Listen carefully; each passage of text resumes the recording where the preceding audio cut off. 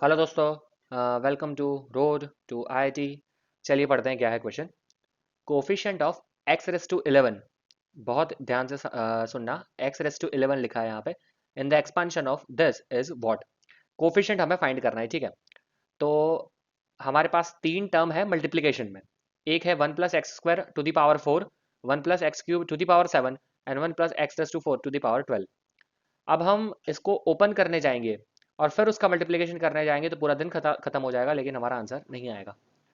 हमें अल्टीमेटली क्या फाइंड करना है, हमें एक चीज पता है कि हमें x टू दी पावर 11 का कोफिशिएंट फाइंड करना है। तो हम तीनों में जो हमारा पावर बनेगा x का, उन तीनों में हम उसका मल्टीप्लिकेशन करके जो कोफिशिएंट आएगा वो कोफिशिएंट्स का मल्टीप्लिकेशन करके हम आंसर ला सकते हैं, ठीक है। सपोज के लेट्स से कि यहां से हमें कुछ मिल रहा है x⁴ कोई भी टर्म हो सकता है, वो x⁴ भी हो सकता है, x² हो सकता है, x⁶ भी हो सकता है और x⁴ हो सकता है फॉर्मूला के हिसाब से, ठीक है। सबको फॉर्मूला तो पता होगा। NC0 ये वाला लिखा होगा, देखो NC0 x⁴n, NC1 x⁴n-1। इस हिसाब से यहाँ पे highest power x², x⁴, x⁶, x⁴8 इस हिसाब से हो सकता है। यहाँ पे भी उस हिसाब से, ठीक है। तो x⁴a लेट्स अज्यूम यहाँ से है, उसका हम कोएफिशिएंट ले लेते हैं, ठीक है। कोएफिशिएंट उसका, उसके मल्टीप्लिकेशन में हम लेते हैं कोएफिशिएंट ऑफ x⁵b, जो जो यहाँ सेकंड टर्म से हमें मिलेगा, और यहाँ थर्ड टर्म से हमें लेट्स से मिल रहा है कोएफिशिएंट ऑफ x⁻c, ठीक है। ये हमें मिल रहा है, ये हमें एक तो क्लियरली पता है। और यहाँ से हमें एक चीज और पता है कि हमें कोएफिशिएंट कब लेना है, कि जब a + b + c, is equal to क्या होना चाहिए 11। x⁻² में जो भी पावर है वो सारी की सारी पावर का एडिशन क्या होना चाहिए 11 होना चाहिए, बट ऑब्वियस चीज है क्योंकि वही हमें क्वेश्चन में पूछा गया है, ठीक है। एक और हमें चीज पता है कि a जो होगा वो हमेशा 2 के मल्टीपल में होगा। सो a इज इक्वल टू हमेशा क्या होगा 2m। इसी तरह से b जो होगा वो 3 के मल्टीप्लिकेशन में होगा, तो b होगा 3n। और c इज इक्वल टू हो जाएगा 4p। ये कांस्टेंट हमने अज्यूम किया है, कोई भी वैल्यू ये ले सकता है। तो इसमें से अल्टीमेटली हमें एक चीज पता चल गई कि 2m + 3n + 4p is equal to 11। ये हमें चीज पता चल गई है, ठीक है।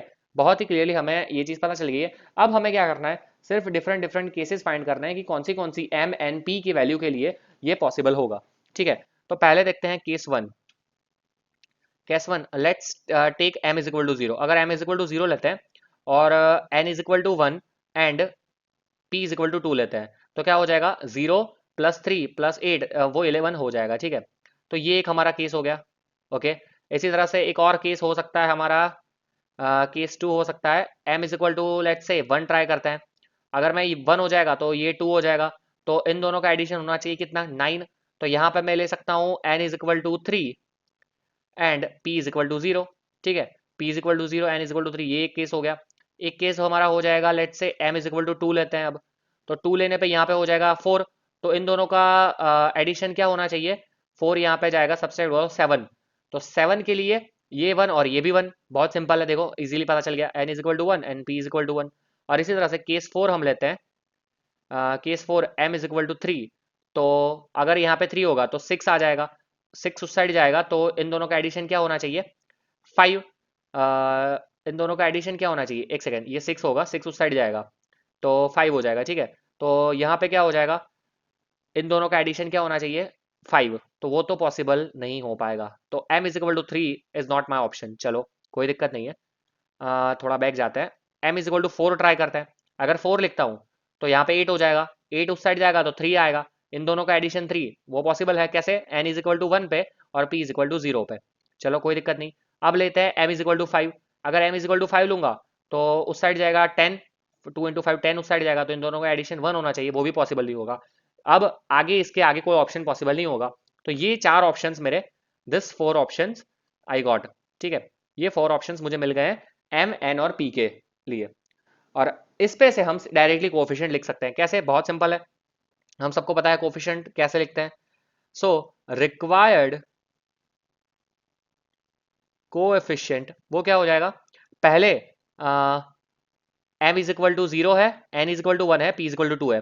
और m के लिए पावर क्या है, m के लिए पावर है 4, यहाँ पे है 7, यहाँ पे है 12। तो हमें पता है कोएफिशिएंट के लिए हम nc 0 लगते हैं। तो ये हो जाएगा पहला तो 4c0, ठीक है, क्योंकि यहाँ पे m इज इक्वल टू 0 है, ठीक है।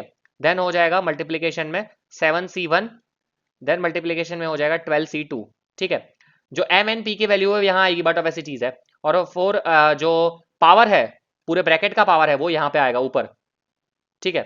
इसी तरह से ये फर्स्ट केस हो गया। इसी तरह से सेकंड केस लिखते हैं।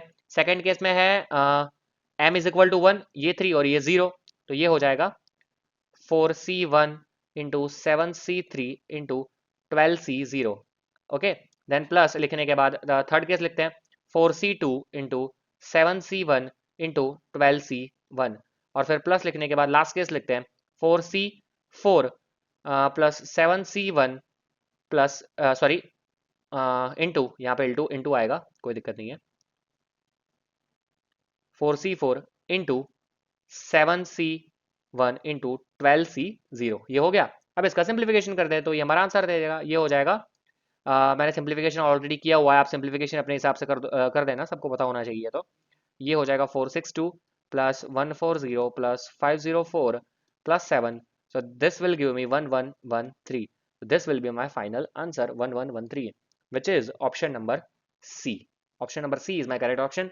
आई होप सबको ये क्वेश्चन समझ में आया होगा। फिर से एक बार इसका मैं ग्लिम्स दे देना चाहता हूँ सबको, क्या हमने किया है, कैसे किया है। हमें एक चीज पता थी कि टोटल पावर जो है, यहाँ से हमें कुछ x मिलेगा, यहाँ पे कुछ x मिलेगा, यहाँ पे कुछ x मिलेगा, उसको हमने बोल दिया x raise to a, x raise to b, x raise to c। तीनों का कोफिशिएंट हमें, तीनों के कोफिशिएंट मल्टीप्लिकेशन हमें फाइंड करना था। और हमें ये भी पता था कि जो तीनों में से x मिलेगा, उसकी जो पावर होगी उसका एडिशन कंपलसरी होना चाहिए x रेज़ टू 11, क्योंकि वो हमें फाइंड करना था। हमें एक और चीज भी पता थी कि ए बी सी वो 2, 3 और 4 का मल्टीपल है, और इस पे से हमने 4 केसेस बनाए। 4 केसेस के बाद जो कोफिशिएंट है वो हमने मल्टीप्लाई किया, और फाइनल सिंप्लीफिकेशन के साथ हमारा आंसर हमें मिल गया। आई होप सबको समझ में आया होगा, ठीक है। सो बहुत ही अच्छा क्वेश्चन था ये। अगर वीडियो पसंद आया हो तो लाइक कर दीजिए, शेयर कर दीजिए और कमेंट करना ना भूलें। अगर आपको कोई भी डाउट है तो आप हमें कांटेक्ट कर सकते हैं हमारे ईमेल एड्रेस पे road2it12@gmail.com। आप यहाँ पे हमें अपने डाउट्स, क्वेरीज, सजेशंस भेज सकते हैं। Thank you.